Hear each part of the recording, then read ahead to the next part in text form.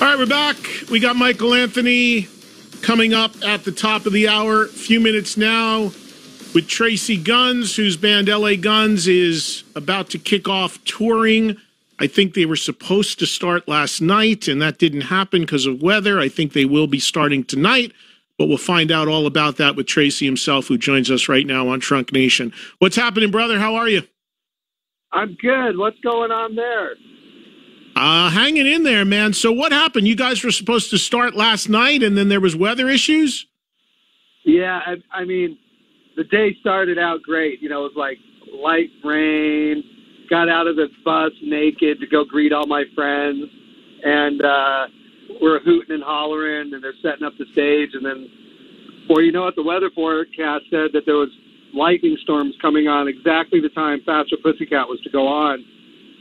Kind of go all night. So luckily we had Friday off, so we just postponed the gig till tomorrow. Now that's the Sonic Slam tour, which is Tom Kiefer, LA Guns, and Faster Pussycat. But just for clarity purposes, you guys are also breaking off and doing your own shows where you're headlining and Faster Pussycat is joining you. So there are variations on this where some nights it's two bands and some nights it's with Kiefer, right? Right. Like tonight, with Boston, or we're in Boston at the Showplace Theater, and it's us and Buffalo. I'm sorry, Jesus Christ. Hello, Cleveland. We're in Buffalo, New York tonight, and with Faster Pussycat. And then tomorrow, the rescheduled one that was supposed to be last night will be with Kiefer. Exactly. So most of the shows are with Kiefer. So Trace, how is this? Tell me about this tour and the three-headed thing, Sonic Slam, with Tom at the top, LA Guns, and then Faster. Obviously, I would think you've got history with I know with Faster and with Kiefer as well. Talk a little bit about the history and connecting with these bands and this thing coming together. Well, you know, we actually wanted to start doing this 3 years ago, right? And what we did is we did some tester shows with Tom that were real successful. Only 3. We did, you know, a couple in the Midwest and one kind of above Los Angeles at this weird outdoor amphitheater. And then Tim Heine, Tom's manager, just emailed me directly. He said, okay, do we want to do this? And talked to everybody, and everybody wanted to do it. And then it was also Tim Heine's idea to get Faster Pussycat on the bill, which I thought was brilliant. And it was really simple, you know, getting it together. You know, all the promoters were like, oh, yeah, that's a great bill. And, you know, we're a little selective and Tom's a little selective. So it just feels really like, you know, all the right music and all the right people. And, you know, I'm really excited.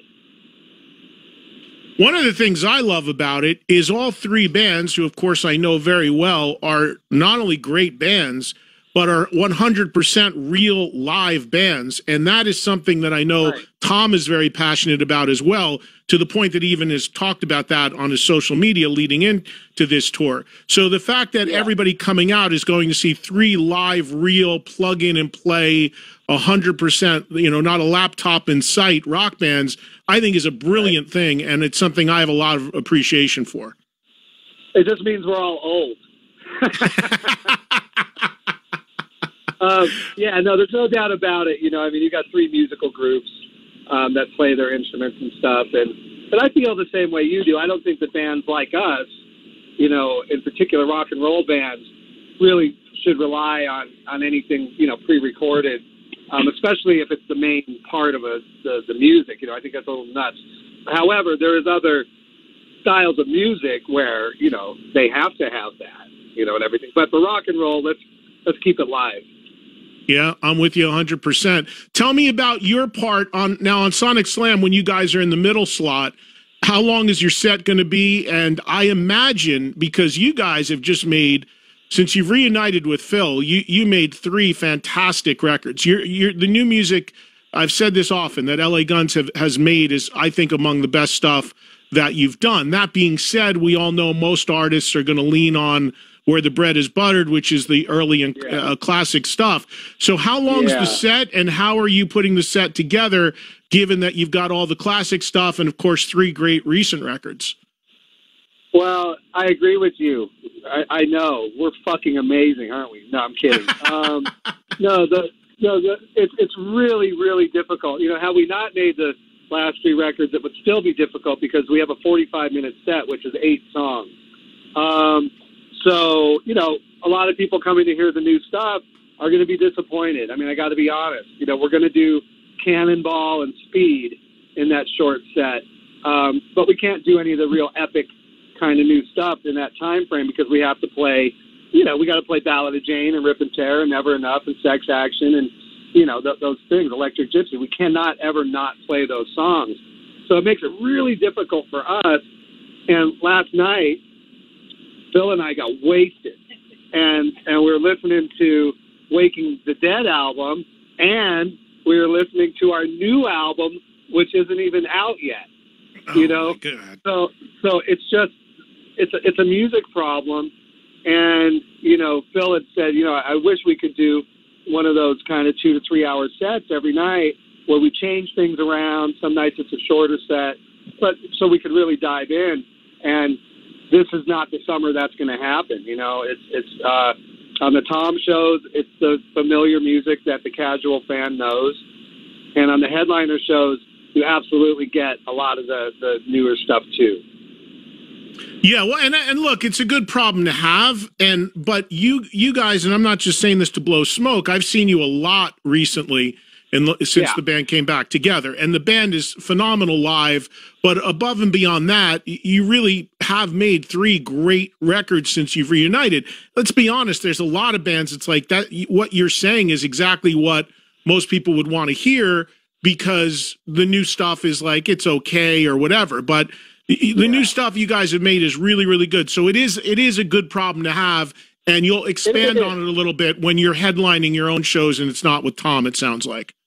Well, you know, what we're doing, you know, we got some Vegas shows coming up around before Thanksgiving, and we always do 2 nights at Corey's place, Vamped. And so that's going to be the first time we're going to do basically all new stuff on one night and then all the classic stuff. You know, and both nights will have a little of each mixed in. But that's going to be the first time we're going to be able to experiment with doing 2 nights at the same venue where we're able to split the music up like that. You know, and like for us, we think that that's going to be the best solution because we, you know, like you said, you know, the new records have attracted a new audience, you know, and a lot of those people, you know, they don't have the attention span to go back and listen to Sex Action or, you know, Malaria or anything like that. So, you know, we kind of owe it to, you know, these new people as well. So it is a problem, and it's a good problem, I suppose.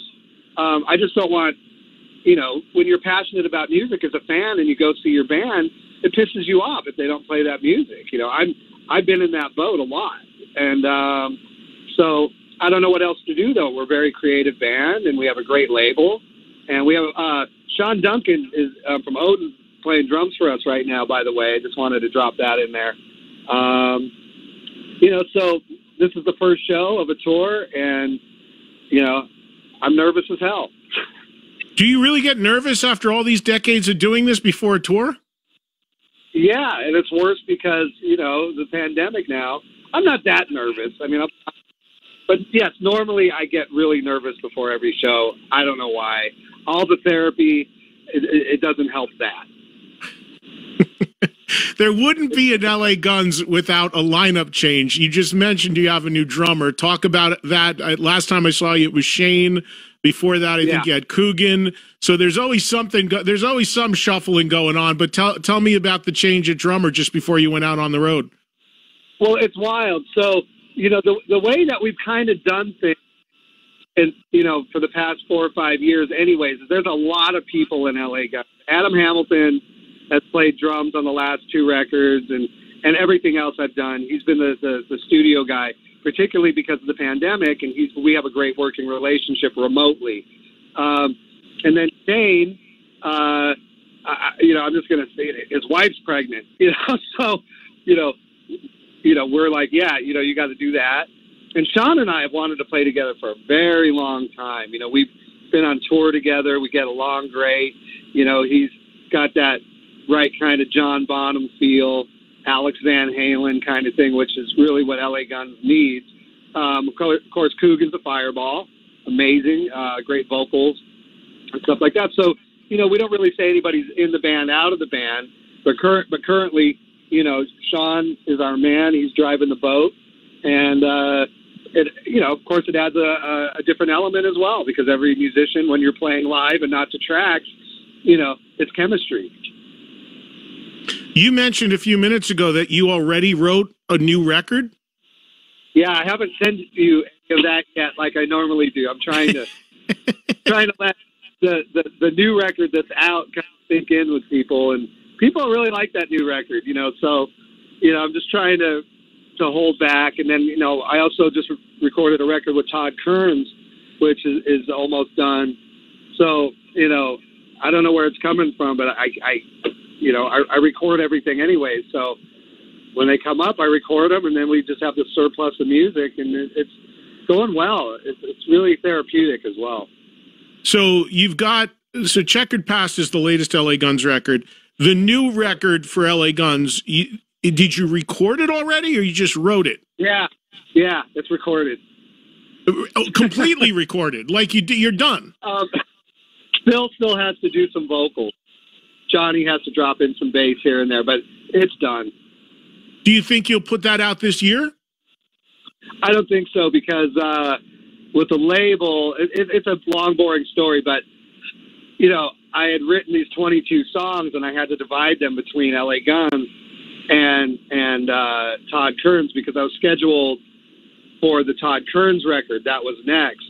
But I had written all this material, so it had to go somewhere, and everybody was at home, still because of the pandemic and not touring and things. So we just finished a new LA Guns record. So tentatively titled Broken Glass or Shattered Glass or Big Ol' Ass. I don't know. But we got it, and it's fucking great.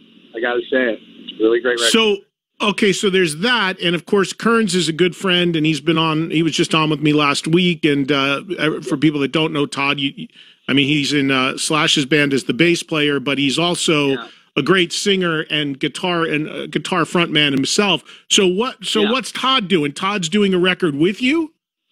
Yeah, it's a collaboration on Frontiers, kind of like what I did with Michael Sweet and Jack Russell and that type of thing. But this one's a little different because, Todd and I are kind of cut from the same cloth.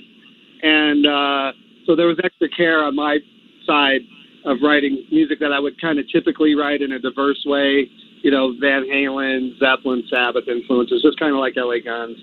And, and with Todd singing, it'll sound like that project, you know what I mean? It'll sound fucking fantastic. Todd's great, so... Yeah. It's a lot to look forward to if people want new music from me. And of course, Todd lives in Vegas, and I know that you guys both did Rock Vault at one point in Vegas. Did you do that ever together? No, we didn't. The one time that we played together was Sin City Sinners, and Todd and I did this version, A Whole Lot of Love, and I really encourage people to go on YouTube and watch it, because it's one of those, magic 10 minutes of music. And Todd and I really have, like I said, we're cut from the same cloth. So, it comes across as a real authentic performance of the song. I play the theremin solo, the whole thing. And that was the start of an idea, like, hey, we should do something together. And that was like 8 years ago. It was a long time ago. So these things stack up. And when the opportunity comes up, timing wise, I just have to seize those opportunities, and that's why we did it now. Is there plans for LA Guns beyond this tour? I know that you mentioned you're going to do that couple nights at Vamped. I know, and I saw you last year. You did, I think it was New Year's Eve at the Whiskey. I think you're back on for that again. Is all that stuff? Yeah. Is there any other stuff lined up? And then the record next year, and just keep going the way you're going? Is that the idea? I think that's what we're trying to do. Is book one cruise a year. We have a cruise this year that I can't announce yet. So we have a cruise coming up after this tour. We have some local LA shows at those Canyon Club venues, the Vegas shows. We have a San Juan Capistrano show, and then New Year's. And then maybe a sprinkling of things like Arizona in January. But then basically we're going to try to see if we can do this every year, where right now we're doing 9 solid weeks of touring. And because of my living situation, I live in LA, kind of half the time, in Denmark half the time, and touring half the time, which I guess would be thirds. I got to be really careful with not committing to like sporadic shows like fly-ins and stuff like that, because, I have 2 separate families, and the band is my third family. So this way seems to be really sustainable financially. It brings in a lot of money if we stay away for kind of like, 7-8 months.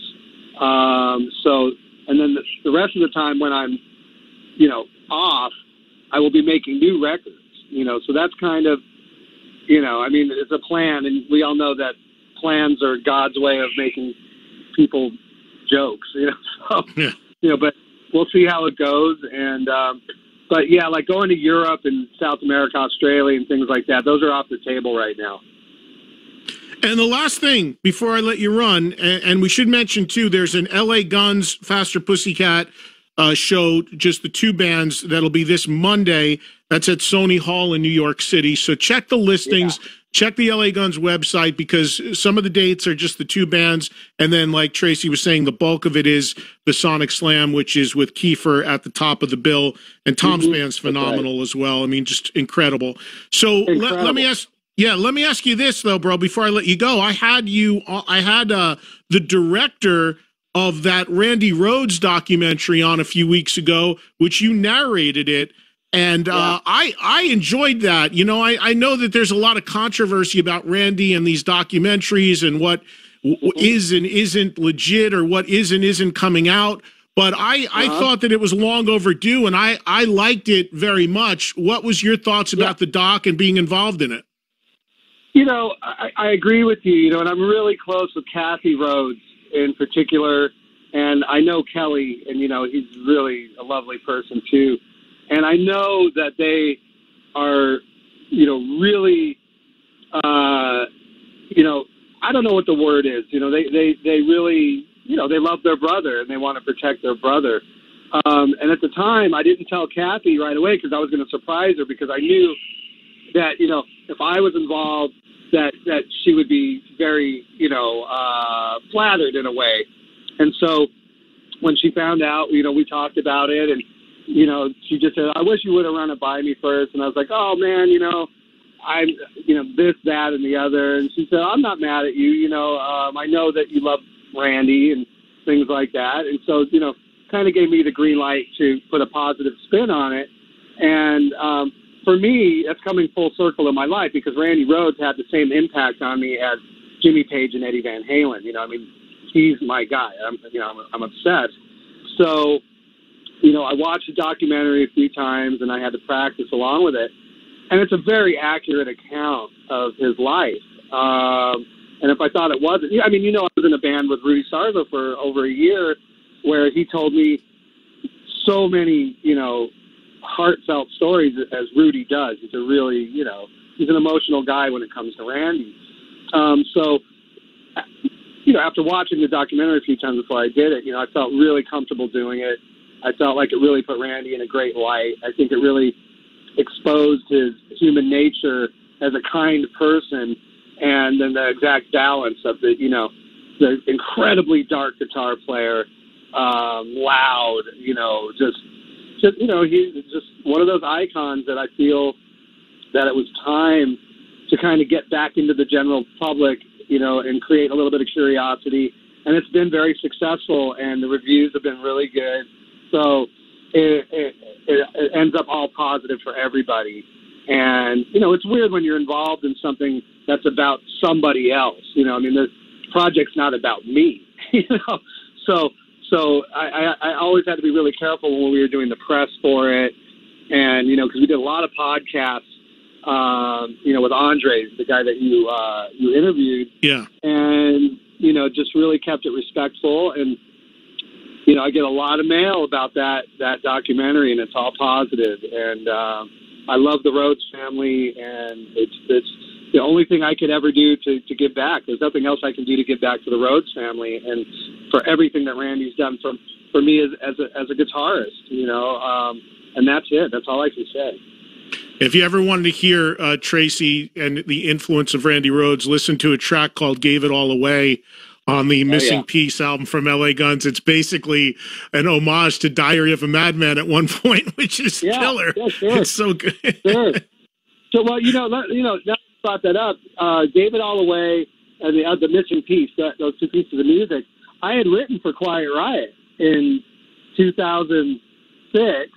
After I was in Brides, I was going to join Quiet Riot, and I wrote those two huge classical rock influenced songs, and then I ended up not doing the band, so I was carrying those songs around for years. And I didn't want to do them for kind of like a solo project or, whatever kind of projects I do. I wanted to do it for something that was important.